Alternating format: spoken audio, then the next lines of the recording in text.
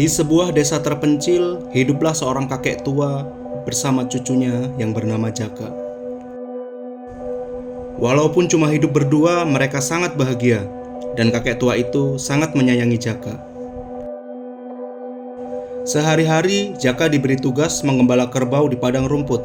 Jaka sangat senang melakukan pekerjaan ini, karena dia bisa bermain dengan kerbau-kerbau kesayangannya. Sampai pada suatu ketika, tibalah musim kemarau yang panjang. Padang rumput yang tadinya subur berubah menjadi gersang, kering kerontang. Jaka sangat sedih, kerbau-kerbaunya menjadi kurus karena kurang makan. Akhirnya, dia memutuskan untuk mengembala kerbaunya ke tempat yang lebih jauh, mencari tempat di mana rumput masih tumbuh subur.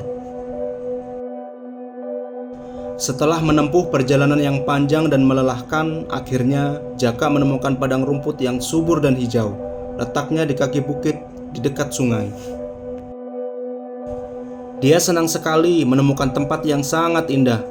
Dia segera menggiring kerbau-kerbaunya ke arah rerumputan, sedangkan dia sendiri segera menuju sungai untuk mencuci muka dan mencuci tangannya, karena sebentar lagi sudah waktunya untuk makan siang. Namun, ketika dia membuka bekal makanannya, dia dikejutkan oleh seekor ikan mas yang tiba-tiba muncul di pinggir sungai, tepat di mana dia beristirahat untuk memulai makan siang. Jaka kasihan melihat ikan itu. Ikan mas itu sangat kurus, dan sepertinya ia sangat lapar. Kemudian, Jaka melemparkan sedikit makanannya ke sungai. Tidak disangka, ikan mas itu menyantapnya dengan lahap. Jaka merasa bahagia melihat ikan itu makan. Dia pun melemparkan lagi makanannya kepada ikan itu. Sampai tak terasa, bekal makanannya pun habis, diberikan kepada ikan mas.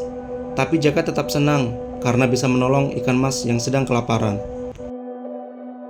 Sejak saat itu, Jaka dan ikan mas itu pun menjadi sahabat. Setiap hari, Jaka memberikan bekal makan siangnya untuk si ikan mas. Setelah itu, mereka akan bermain bersama. Hal ini berlangsung sekian lama.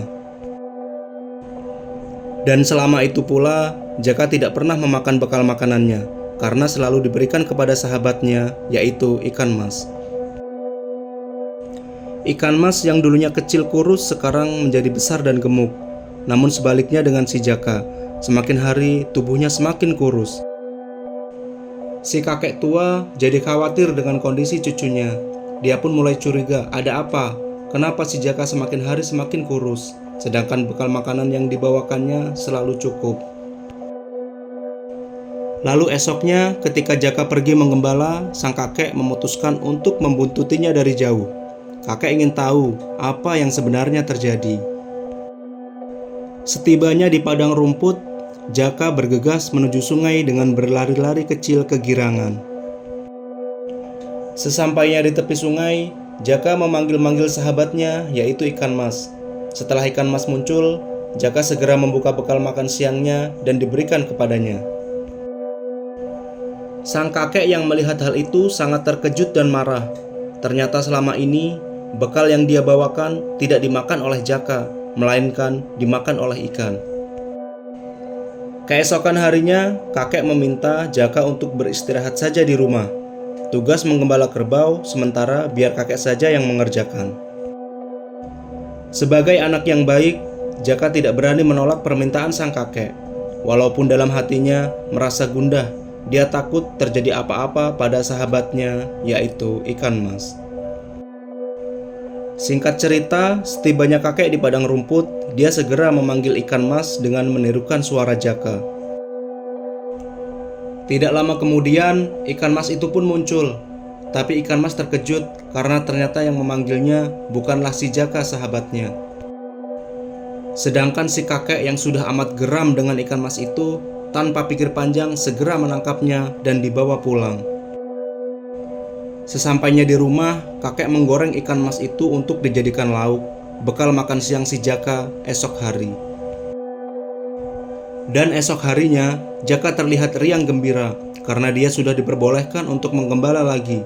Jaka sudah tidak sabar ingin bertemu sahabatnya si ikan mas.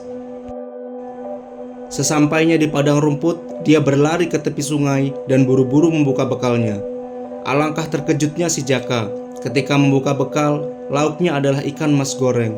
Seketika ada firasat buruk di hatinya. Dia segera memanggil sahabatnya si ikan mas, tapi berulang kali dipanggil, sahabatnya itu tak kunjung muncul di permukaan. Perasaan Jaka semakin tak karuan. Dia berlari ke sana ke sini di tepian sungai sembari memanggil-manggil ikan mas. Namun, sekian lama dipanggil, si ikan mas tak muncul juga. Jaka pun menangis. Dia merasa sangat kehilangan sahabatnya. Sementara itu di rumah, sang kakek merasa bersalah. Dia gelisah. Dia takut akan terjadi hal buruk pada cucunya ketika melihat bekal makanannya adalah sahabatnya sendiri. Dan si kakek pun segera menyusul Jaka di padang rumput.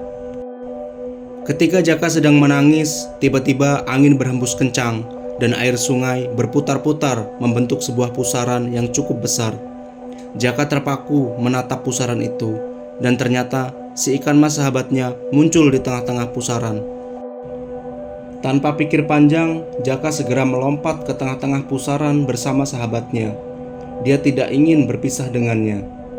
Perlahan-lahan, tubuh kecil Jaka hilang ditelan pusaran air. Tepat di saat itu, sang kakek tiba di sana. Melihat hal itu, dia segera berlari dan melompat ke sungai untuk menyelamatkan si Jaka cucunya. Namun sayangnya, semua itu sudah terlambat. Jaka sudah tidak ada lagi di sana, hilang bersama ikan mas sahabatnya. Sang kakek sangat menyesal, namun apalah daya, nasi sudah menjadi bubur. Penyesalan tidaklah berguna.